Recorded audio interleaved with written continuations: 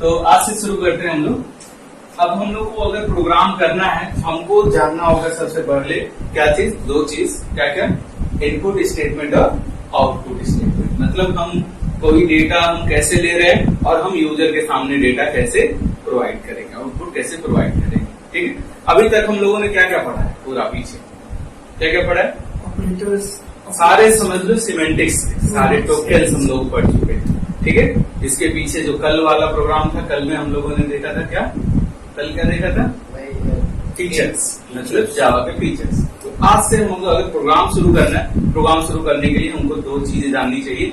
हम इनपुट कैसे कैसे ले सकते हैं और फिर आउटपुट कैसे कैसे ले सकते हैं। तो इनपुट स्टेटमेंट की तरफ बात करते हैं। सबसे पहले इनपुट स्टेटमेंट।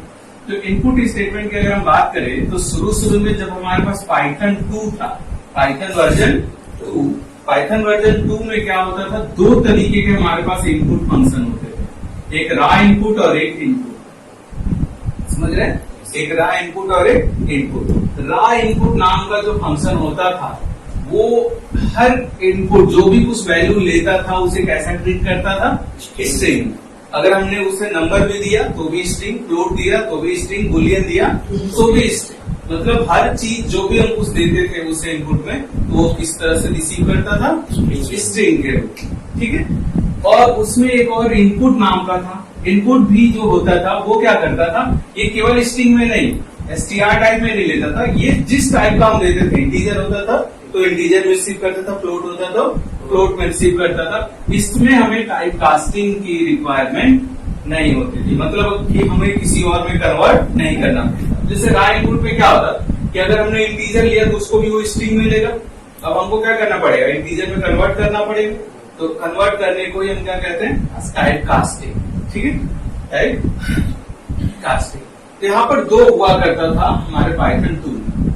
अब इसको हटा करके पाइथन 3 में बस एक ही इनपुट यूज किया जाता है, वो केवल इनपुट नाम का। ठीक है, केवल इनपुट नाम का।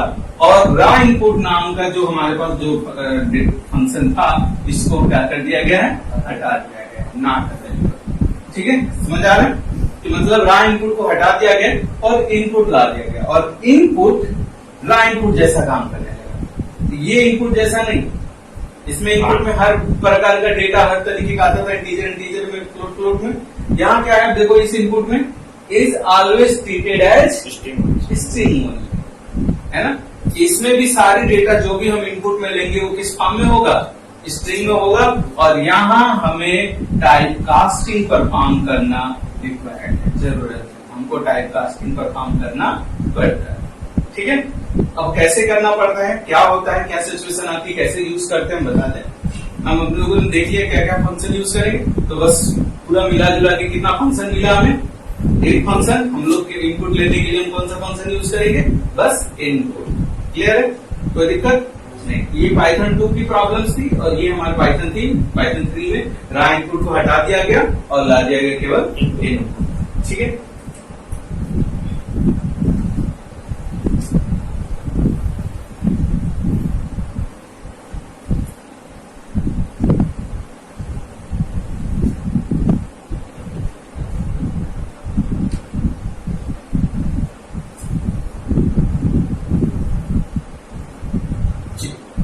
चलते हैं। अगर हम एक इनपुट लेने जा रहे हैं तो हम थोड़ा सा कंपेरिजन कर लें कि हम सी में कैसे इनपुट लेते थे, ठीक है, और फिर पाइथन में कैसे लेंगे। सी में कैसे इनपुट लेते थे, तो साधारण से हमको क्या करना पड़ता था, मान लो हमने ये वॉइड मेन लिखा, यहाँ से मेन से शुरू कर रहे हैं, इंक्लूड नहीं कर रहे हैं, हमको वेरिएबल लेने पड़ते थे, इंट ए और बी मान लो हमने ले लिया, 2 नंबर हमको इनपुट लेना है।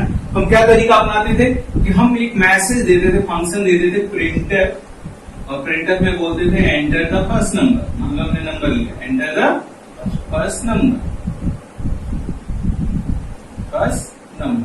अब वो जो नंबर होता था उसको हमें क्या करना पड़ता था, स्कैनफ में यूज करना। स्कैनफ में हमें स्पेसिफायर देना पड़ता था, इंटीजर है तो %d और फिर %a। इतना लंबा प्रोसीजर।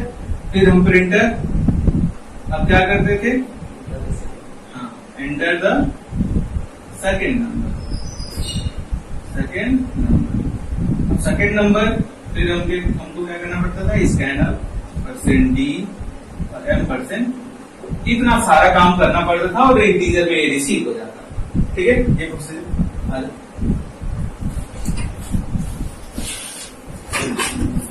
क्लियर है। वो कहाँ है?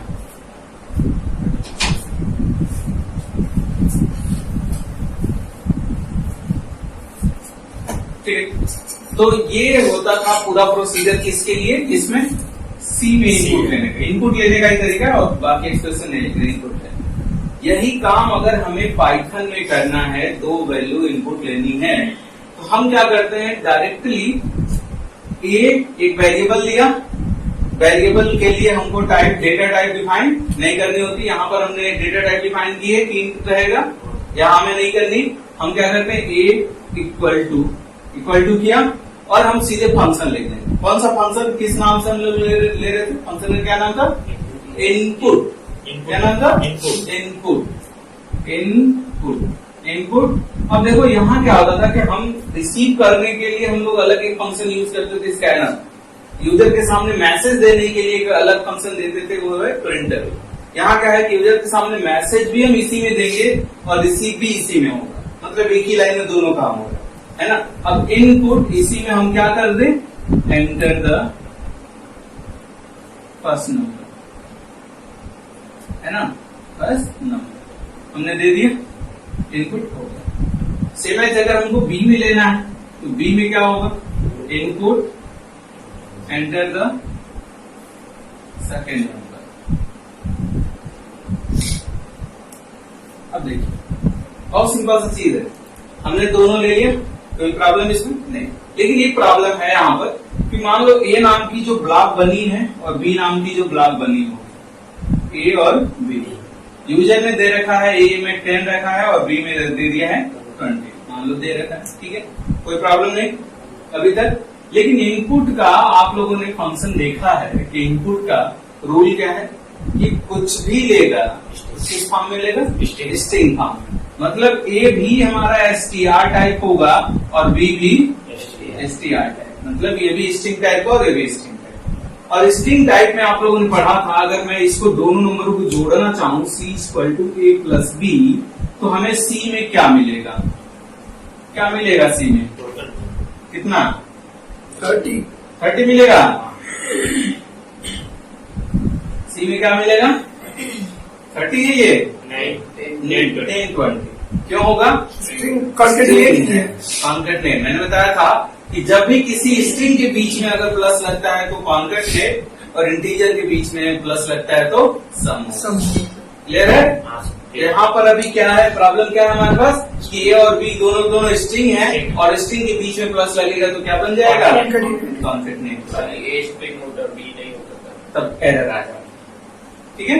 तो यहाँ प्रॉब्लम है, तो दिक्कत अब हमें करना पड़ेगा क्या, टाइप कास्ट। याद पड़े ना आपको, टाइप कास्ट रिक्वायर्ड है, तो टाइप कास्ट करना पड़ेगा, मतलब इंटीजर में बदलना पड़ेगा। हम क्या कर दें, ए और बी हमारे पास डेटा मिल चुका है, अब ए और बी मिल चुका है तो ए और बी को हम टाइप कास्ट कर दें। टाइप मान लो हमने एक्स लिया और एक्स में टाइप कास्ट के लिए फंक्शन है इंट। इंट क्या करता है, किसी भी डेटा टाइप को किसमें कन्वर्ट करेगा, इंटीजर में।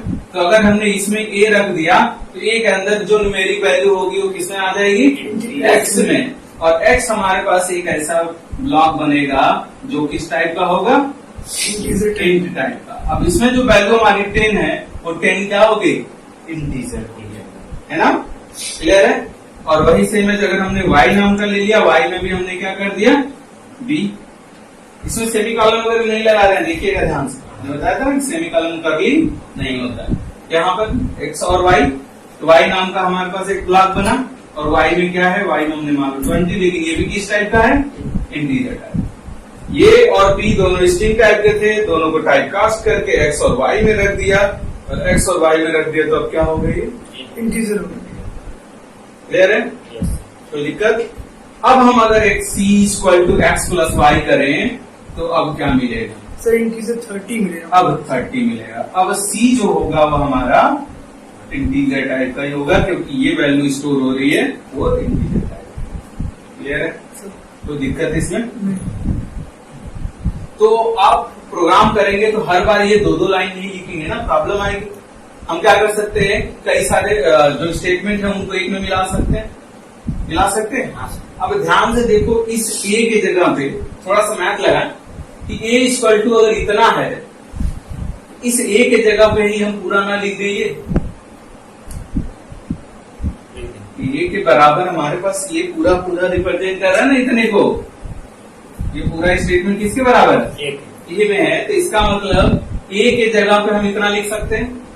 तो ये वाली लाइन में हम अगर यहाँ पूरा लिख दिए तो हमको ये लाइन पूरा नहीं लिखना पड़ेगा। समझ आ रहा है? हमको ये 2-4 लाइनें नहीं लिखनी पड़ेंगी, एक ही लाइन में होगा। कैसे होगा, चलिए देखते हैं। हाँ, एंड भी लिख देंगे और उसी में जैसे आप ए ही ले रहे हैं, ए इक्वल टू, अब पहले हम इंट लिखेंगे और इस इंट के अंदर हमको इनपुट, ये जो हम लोग लिख रहे थे जिसको कन्वर्ट करना था, इनपुट एंटर द फर्स्ट,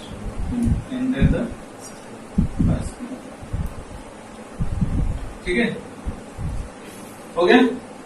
अब इनपुट भी बन, अब इसमें क्या है, याद होगा ब्रैकेट में सबसे पहले साल कौन होता है, इनर ब्रैकेट। तो इनर ब्रैकेट ये है, मतलब इनर फंक्शन ये है इनपुट। तो पहले इनपुट डेटा ले लेगा तो इंटीजर के अंदर आ जाएगा और इंटीजर क्या करेगा, जो भी डेटा आया होगा उसे कन्वर्ट कर देगा किसमें, इंट में, और इंट में कन्वर्ट करके ए में दे देगा। तो मतलब अब इस समय पे ए में क्या मिलेगा, इंटीजर वैल्यू। अभी तक डायरेक्ट अगर इनपुट से ले रहे थे तो क्या मिल रहा था, स्ट्रिंग वैल्यू। अभी क्या मिल रहा है, इंटीजर। अब ये तरीका आसान है क्योंकि अब हम लोग प्रोग्राम में डेटा लेंगे किस तरीके से, इसी क्लियर है। इनपुट लेना आगे और भी डेटा टाइप्स पढ़ लेंगे तो ये सब मल्टीपल डेटा इनपुट लेना पड़ेंगे। अभी आप लोग अभी शुरुआत कर रहे हैं तो क्या पढ़ेंगे, केवल अभी इस एक समय पे एक ही डेटा। अगर हमको दूसरा डेटा लेना है तो फिर दूसरा स्टेटमेंट पूरा लिखना पड़ेगा, ठीक है। आगे लूप वगैरह पढ़ लेंगे तो उसमें बहुत सारे एक साथ मल्टीपल डेटा, ठीक है, क्लियर है। तो प्रॉब्लम है हम देखो। अब तो क्या है, ये क्या चल रहा है, आउटपुट स्टेटमेंट। हम लोगों ने देखा था इनपुट, मतलब हम यूजर से डेटा कैसे लेंगे। अब हम क्या कर रहे हैं, यूजर के सामने हम कोई चीज कैसे रिप्रेजेंट करें। तो रखने के लिए बस, जैसे इनपुट लेने के लिए बस एक फंक्शन था इनपुट, आउटपुट देने के लिए एक फंक्शन है, वो क्या है, प्रिंट, ठीक है। इसी प्रिंट से हम सीधे कंसोल पे जहां से यूजर डेटा देता है वहीं पर हम उसके सामने क्या कर देंगे, डेटा आउटपुट दे देंगे, ठीक है। अब प्रिंट के अलग अलग रोल हैं, अलग अलग तरीके से काम करता है। इसमें हमने फॉर्म रख रखे हैं अच्छे, एक दो फॉर्म और है अभी हम लिखेंगे। तो हम देखते हैं सबसे पहले फॉर्म वन में क्या लिखा है कि डायरेक्टली अगर हम कहीं प्रिंट स्टेटमेंट कहीं दे दिए, कहीं भी कुछ इसमें कोई आर्गुमेंट अगर नहीं देते हैं, इसका मतलब कि ये हमेशा किसके लिए यूज होगा, न्यू लाइन। मतलब अगर हमें जरूरत है कहीं नए लाइन की तो हम स्लैश एन ना लगा के सीधे प्रिंट स्टेटमेंट दे देंगे तो नया लाइन आ जाएगी। समझ आ रहा है क्या कर रहे हैं कि अगर हमें कहीं किसी प्रोग्राम में अगर हमको लाइन बदलना होगा तो केवल हम खाली प्रिंट लिख देंगे तो क्या हो जाएगा, हाँ, वो तो फंक्शन है तो सिंपल सी बात है, पैरेंथेसिस लगेगा। फिर उसके बाद दूसरा फॉर्म की एक प्रिंट में हम केवल स्ट्रिंग भी रख सकते हैं, केवल स्ट्रिंग, प्रिंट हेलो, ये स्ट्रिंग है, केवल स्ट्रिंग हमने रख दिया तो भी चलेगा। ये भी स्ट्रिंग है पूरा का पूरा, लेकिन डबल लाइन में। कैसे डबल लाइन में आ गया है, क्योंकि बीच में क्या लगा है, स्लैश एन किसको रिप्रेजेंट करता है, न्यू लाइन को, ठीक है। ये new line hello Atul, clear है। तो मतलब ये स्ट्रिंग को रिसीव कर सकता है। यहाँ दिख रहा है कि ये सिंगल स्ट्रिंग के लिए था, हमारा ये प्रिंट जो है मल्टीपल स्ट्रिंग भी रिसीव करेगा। इसमें बहुत ज्यादा वो नहीं है, बस कॉमा करके आप मल्टीपल स्ट्रिंग कर दीजिए। अब क्या होगा कि अगर हम यहाँ कोड विथ अतुल लिखा हुआ है, अगर हमने इसको बीच में कंकर्टनेट लगा के प्रिंट करते हैं तो क्या होता है ना, तो कोड विथ अतुल के बीच में कोई स्पेस नहीं होता, समझ रहे हैं। लेकिन अगर हमने कामा लगा दिया है तो जो प्रिंट होगा वो प्रिंट ऐसा होगा, कोड स्पेस होगा और विथ, समझ आ रहा है। अगर हम यहाँ कॉन्कर्टनेट लगाए होते तो ये स्पेस नहीं होता। कॉन्कर्टनेट में क्या होता है, दोनों आपस में जुड़ जाते हैं, क्लियर है। अब हम चौथा फॉर्म की तरफ देखें तो ये कह रहा है कि यहाँ पर हम सिंगल आर्गुमेंट कर रहे थे, यहाँ डबल आर्गुमेंट कर रहे थे, यहाँ क्या कर रहा है, एनी नंबर, मतलब मल्टीपल आर्गुमेंट। हम एक साथ मल्टीपल आर्गुमेंट भी प्रिंट कर सकते हैं। कैसे करेंगे, तो नॉर्मल जैसे मान लो ए बी सी में हमने वैल्यू रख लिया, याद है ना, तो हम असाइन करते थे एक साथ मल्टीपल वैल्यू। इसमें ए में क्या आया होगा, 10, बी में 20 और सी में 30, ये आ गया। मल्टीपल आर्गुमेंट हम ऐसे प्रिंट कर सकते हैं। द वैल्यूज आर, मान लो हमने ये क्या कर दिया, द वैल्यूज आर, ये क्या है, एक स्ट्रिंग, और यहाँ पर हमने कॉमा ए कॉमा बी कॉमा सी कर दिया, इसका मतलब ए और बी और सी की वैल्यू प्रिंट हो जाएगी। स्पेस के बीच जहाँ कॉमा लगे इसका मतलब उसको उसके बीच में क्या आ जाएगा, स्पेस नहीं लगेगा आर के बाद। यहाँ ये मैसेज स्ट्रिंग के अंदर होगा, जब डबल कोट के अंदर होगा तो हम कुछ भी लगा सकते हैं, वो तो मैसेज में आ जाएगा ना। देखो आउटपुट में ये मैसेज दिख रहा है आपको, आउटपुट देखो, ये हमारा आउटपुट है पूरा, इसमें क्या दिख रहा है, ये पूरा का पूरा स्ट्रिंग जहां तक हमने लिख रखा था, ठीक है, और उसके बाद ए की वैल्यू, बी की वैल्यू और सी की। अब देखो इसी प्रिंटिंग के अलग अलग फॉर्म है। अगर हमने कॉमा लगा दिया, कोई सेपरेटर नहीं लगाया, तो स्पेस से सेपरेट कर देगा, सब स्पेस से अलग अलग सेपरेट है। लेकिन अगर हम चाहते हैं कि स्पेस से नहीं कॉमा से सेपरेट हो, आउटपुट में भी कॉमा दिखाई दे, तो हमको क्या करना पड़ेगा, ए कॉमा बी कॉमा सी हमने लिख दिया, और साथ में हम सेप नाम का एक हमारे पास इसका क्या है, एट्रीब्यूट है। इस सेप नाम के एट्रीब्यूट में हम कॉमा लगा दिए, इसका मतलब उस सेप मतलब सेपरेटर से लेना देना। ये क्या करेगा कि ए और बी और सी जब प्रिंट करेगा तो उनके बीच में कॉमा कॉमा सेपरेटर लगा देगा। समझ आ रहा है, बस सेप नाम के आर्गुमेंट से। प्रिंट में एक और मान लो, यहाँ पर हमने कॉलन लगा दी, सेमी कॉलन नहीं है, कॉलन है। अगर हमने कॉलन लगा दिया तो क्या होगा, 10 और 20 और 30 के बीच में क्या क्या आ गया, तो मतलब अगर हम चाहते हैं कि दो आर्गुमेंट के बीच में कॉलन आए, या दो आर्गुमेंट के बीच में स्पेस आए, या कॉमा आए, या जो भी चाहते हैं, यहाँ ए लिख देते ना, तो क्या होता है 10 A 20 A 30 ऐसा यूज करके, अगर मान लीजिए हम कॉमा में कुछ भी, यहाँ आपने कोई भी कैरेक्टर रख दिया, वो क्या करेगा कि इनके बीच में उस कैरेक्टर को लाके रख देगा। सेपरेटर का मतलब अलग करने, उसमें अल्फाबेट पे करके नहीं कर देंगे कुछ भी। अभी तो पता है ए लिख देंगे तब भी क्लियर है सर, ये सेपरेटर समझ आ रहा है। इसलिए मैंने दो लिख दिया, जरूरत नहीं कि कामा याद रखेंगे हमेशा, तो कामा कॉलन या कोई भी सेपरेटर आप रखना चाहें कर सकते। कितना क्लियर है? एक चीज, हाँ, वहाँ पे आपने बोला था कि कोर्स के बाद कॉमा लगाए, फिर विथ अतुल, अगर विथ और फिर स्पेस अतुल रखना चाहें तो मतलब यहाँ बीच में स्पेस रख दो, या फिर से यहाँ पर क्या कॉमा लगा दो, वहाँ कॉमा कैसे, बस सीधे कॉमा नीचे लिख देंगे। कॉमा ने फिर इसको स्ट्रिंग बनाना पड़ेगा, स्ट्रिंग, मतलब वो सेपरेट करना होगा। हाँ, यहाँ पर ये कर दोगे, फिर ये कर दोगे, फिर ये कर दोगे, ठीक ठीक है ना, ठीक है। चलिए, तो ये चारों फॉर्म समझ आ रहे हैं, हाँ। अलग अलग तरीके प्रिंट के। अब यहाँ तो प्रिंट में एक स्टेप आपके पास एट्रीब्यूट तो है ही है, एंड नाम का भी एक एट्रीब्यूट होता है। क्या होता है? एंड नाम का। और एंड में बाय डिफॉल्ट क्या होता है? स्लैशेस। इसीलिए आप पहले वाले आर्गुमेंट में देखिए, इसमें हम लोगों ने क्या लिखा था कि विदाउट एनी आर्गुमेंट, मतलब हम बिना आर्गुमेंट के अगर देते हैं तो किस लिए यूज होता है? New line. तो मतलब प्रिंट में एक आर्गुमेंट एंड होता है और एंड में बाय डिफॉल्ट स्लैश एन होता है, हमको देना नहीं पड़ता। इसका मतलब इसीलिए हम न्यू लाइन दे देता है। समझ आ रहा है? तो यहाँ पर वही दे रखा है कि बाय डिफॉल्ट वैल्यू जो होती है एंड में क्या होती है? Slash n. इसलिए अगर आप कोई कुछ वैल्यू एंड की बदलते नहीं है तो हमेशा वो लाइन क्या करेगा? बदलेगा। अब हमने यहाँ क्या किया है ध्यान दो, पहला प्रिंट किया है हेलो, हमने प्रिंट किया हेलो, और इस एंड की वैल्यू जो बाय डिफॉल्ट स्लैश है उसकी वैल्यू हमने इम्पोर्ट कर दी। अगर बदल दी तो लाइन नहीं बदलेगा। अब ध्यान दो, इसके बाद हमने फिर प्रिंट किया क्या? स्टूडेंट। अब यहाँ आउटपुट में देखो हेलो के बाद स्टूडेंट आया है। अगर हमने यहाँ पर एंड की वैल्यू बदली नहीं होती तो यहीं से क्या हो जाता? लाइन चेंज हो जाता, स्टूडेंट क्या हो जाता? नेक्स्ट लाइन प्रिंट होता ना। यहाँ हमने क्या कर दिया? एंड की वैल्यू बदल दी, एंड में स्लैश एन था, स्लैश एन की जगह इम्पोर्टी या स्पेस या जो कुछ भी डाल दिए तो क्या फायदा हुआ? सर चेंज नहीं हुआ, चेंज नहीं होगा, न्यू लाइन पे नहीं आएगा। तो जब भी कभी जरूरत होती है प्रिंट में, हम चाहते हैं एक ही लाइन में प्रिंट करें। अभी आप लोग पैटर्न पढ़ना सीखेंगे तो पैटर्न में क्या होता है? कई चीजें एक लाइन में होती है, फिर कई मतलब 4-5 प्रिंट करने के बाद लाइन प्रिंट हो बाद में आती है। तो अगर हमें ऐसा अगर पैटर्न आ गया कि हमको एक साथ 5 कैरेक्टर प्रिंट करानी है तो 5 बार प्रिंट करेंगे तो क्या होगा? लाइनें बदल जाएंगी। हमको लाइन नहीं बदलना है तो वहां पर हमको कुछ एंड में हमको इम्पोर्टी बदलना पड़ेगा। क्लियर है? तरीका समझ आ रहा है? सब देखो इन तीनों हमने नहीं लगाया तो अब स्टूडेंट के बाद लाइन बदल गई, आगे ना नहीं, फिर पाइथन के बाद लाइन बदल गई, वेरी इजी की बात, लाइन बदल गई है कि नहीं? यहाँ समझ आ रहा है? एंड का मतलब एंड जो होता है आपके पाइथन में बाय डिफॉल्ट स्लैश एंड लगता है, और हम चाहें तो अपने बदल सकते हैं जिससे कि वो एंड उससे ना हो। क्लियर है? कोई दिक्कत इसमें? ये तो नॉर्मल हो गए। अब आता है फॉर्म 6 पे। फॉर्म 6 पे क्या होगा ये एक ऐसा प्रिंट का फॉर्म है जिसमें कि हम कोई सीधे सीधे ऑब्जेक्ट प्रिंट करा सकते हैं। सीधे ऑब्जेक्ट प्रिंट करा सकते हैं मतलब कि ऑब्जेक्ट अभी आप लोग आगे पढ़ोगे, जब डेटा टाइप पढ़ोगे तो उसमें लिस्ट है, टपल है, डिक्शनरी है, सेट है, बहुत सारे आप लोग डेटा टाइप पढ़ोगे। वो डेटा टाइप में क्या होता है कि जैसे एरे होता था ना, एरे आप पुराने प्रोग्रामिंग में एरे होता था। एरे में एक ही वेरिएबल में हम मल्टीपल डेटा रखते थे। मतलब एक वेरिएबल ए नाम का है, उसमें हम 10, 20, 50 वैल्यू रख सकते थे। अब 10, 20, 50 वैल्यू को प्रिंट कराने के लिए हमको पूरा लूप चलाना पड़ता था, फिर प्रिंट करते थे।